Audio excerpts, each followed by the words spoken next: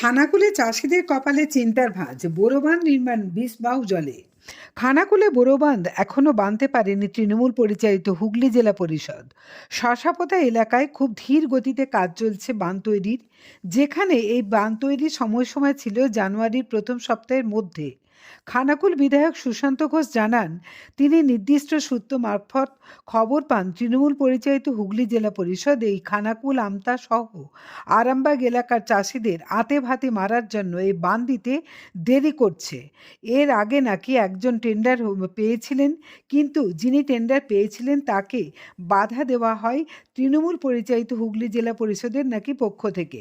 পরবর্তী সময়ে তারা যখন আন্দোলন করেন খানাকুলে, তারপর তৃণমূলের নেতারা বাধ্য হয়ে এই টেন্ডারটি অন্য কোনো এক এজেন্সিকে দিয়ে দেয়, কিন্তু সময় পেরিয়ে গেলেও এখনও পর্যন্ত বাঁধ সম্পূর্ণ না হওয়ার কারণে ডিভিসি যে জল ছেড়েছিল প্রথম পর্যায়ে, সেই জল অলরেডি বেরিয়ে গিয়েছে। চাষিরা পড়েছেন মহাসংকটে, তাই বাধ্য হয়েও এই পরীক্ষার মরশুমে চাষিদের বাঁচানোর জন্য খানাকুল বিধানসভার আমতা বর্ডার এলাকায় বারাবাউন মোড়ে তারা বিক্ষোভ প্রদর্শন করেন। তিনি বলেন, আগামী ২-৪ দিনের মধ্যে বাঁধ তৈরি সম্পূর্ণ এবং বোরো জল না এলে তারা বৃহত্তর আন্দোলনে সামিল হবেন। তিনি এও বলেন, এই সরকার মেলা, খেলা, উৎসবের টাকা এসব দিতে ব্যস্ত, ভাতা দিতে ব্যস্ত, কিন্তু চাষিদের জন্য বোরো বাঁধ তৈরির টাকা নেই। ৫০০ টাকা ভাতা বাড়াতে পারেন, কিন্তু চাষিদের জন্য সবই ফাঁকা। দেখুন বিস্তারিত। আমি অভিনন্দন জানাচ্ছি। আপনারা সকলেই জানেন যে সরকার চলছে একটা অপদার্থ সরকার। এই সরকার মেলা, খেলা, উৎসব, মৎসব আর ভাতা দিতে ব্যস্ত, কিন্তু এই চাষিদের জন্য যে বড় বাঁধটা সঠিক সময়ে দিতে হবে সেটা এদের হুঁশ নেই। বড় বাঁধ এখনো পর্যন্ত শশাপাতা এলাকায় মুন্ডেশ্বরী নদীর ওপর যে বড় বাঁধ, সেটা এখনো দেওয়ার কাজ চলছে। এখনো নদীর অর্ধেক অংশ খালি রয়েছে, যার কারণে জল বেরিয়ে যাচ্ছে। এই চোর তৃণমূলের নেতারা যারা এই কৃষকদের পেটে লাথি মারছে, তাদের জন্য এই এলাকার সকল কৃষক ভাইদের আমরা অনুরোধ করব, আসুন সকলে মিলে আজকের এই আন্দোলনে আপনারা সামিল হন। কারণ প্রতি বছর এই বড় জলের জন্য আমাদেরকে আন্দোলন করতে হবে। কেন এর একটা নির্দিষ্ট সমাধান এই তৃণমূল সরকার করবে না?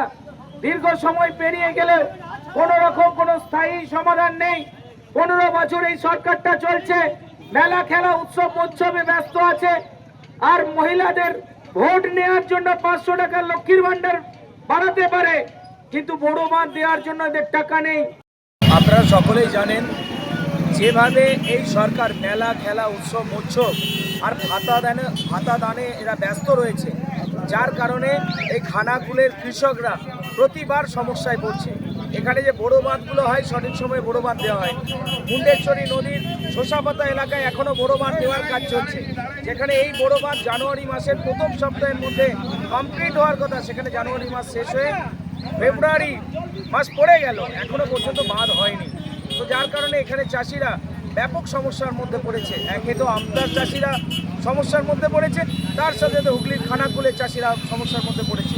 এই দুটি এলাকার চাষিরা প্রতি বছর বন্যায় ফসল এদের তো নষ্ট হয়ে যায়, আর তাই বড় চাষের ওপরে নির্ভর করে সংসার চালাতে হয়, খাবার জোগাড় করতে হয়, ধানটা তুলতে হয়। তো সেটাতেও সরকার চাইছে যে এদের পেটে লাথি মারি।